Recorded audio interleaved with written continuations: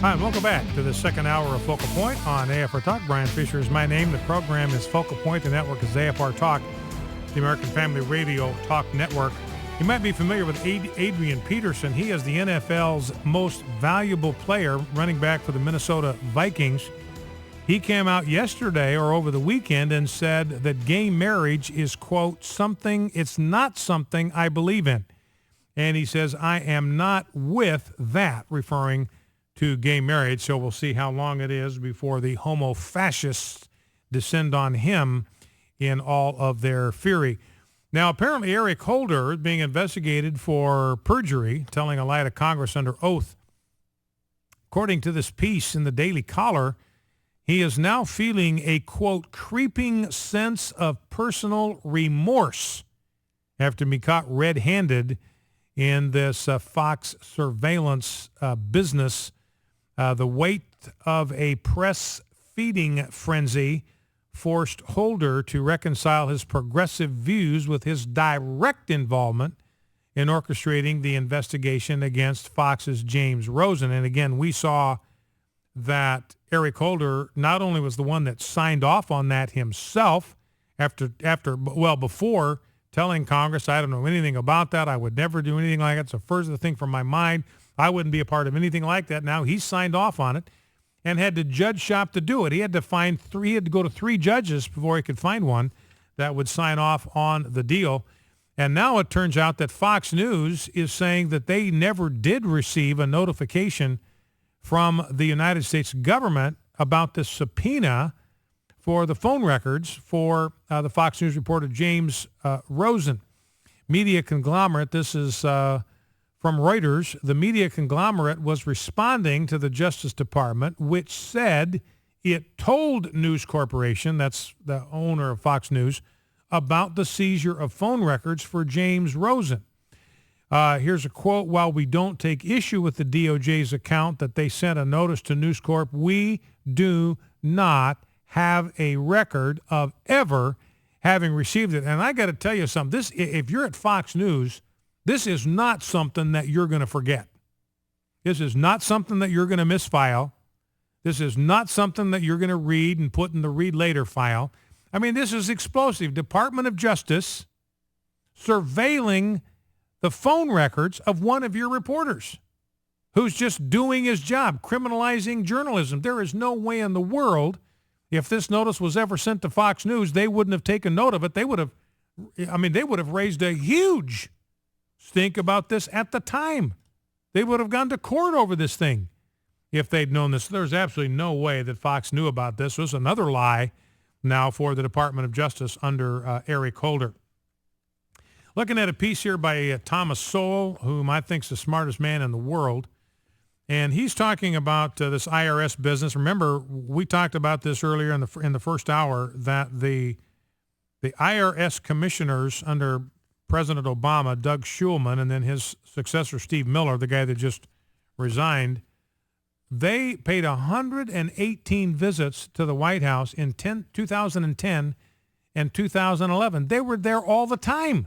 That's once a week for 2 years. They're there in the White House.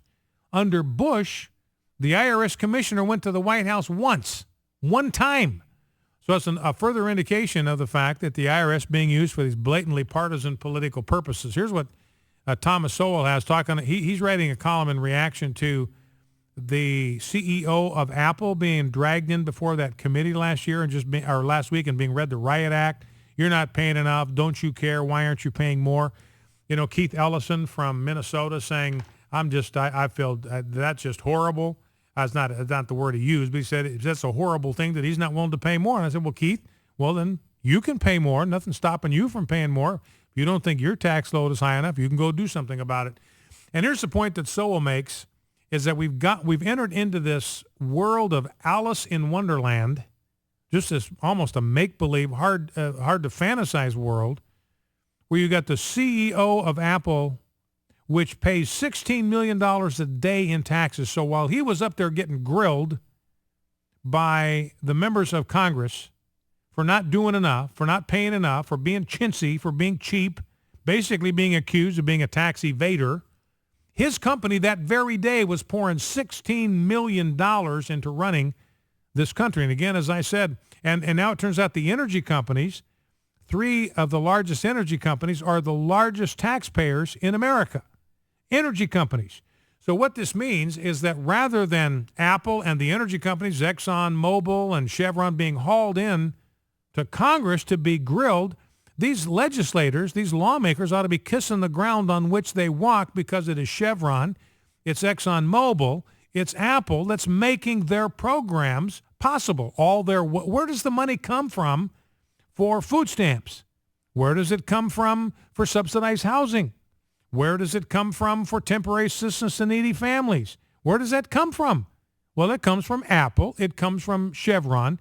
It comes from Exxon Mobil. They ought to be hauling them in there to give them medals and to thank them for the fact that they have made all of their expensive government programs possible. So, Thomas Sowell, this is Alice in Wonderland. When a company is pouring $16 million a day into IRS coffers and its CEO gets grilled, and, they always use the word loophole. When they're going after Apple or somebody like that, these critics always use the word loophole. And Sowell has a couple of paragraphs on this.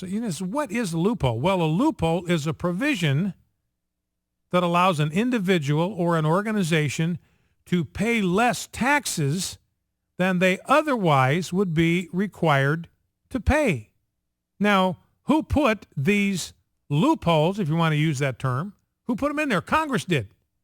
So Congress is there lacerating this guy for taking advantage of provisions that Congress put in the tax code.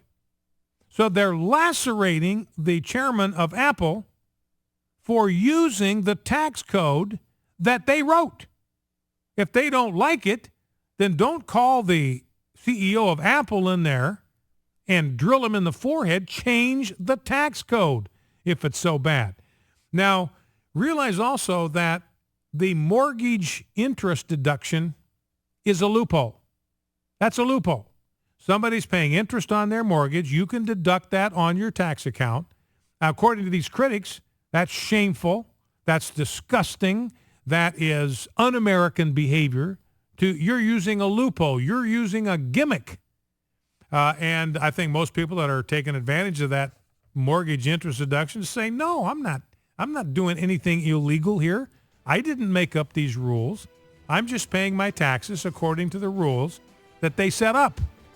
Now, Sowell also has an interesting paragraph where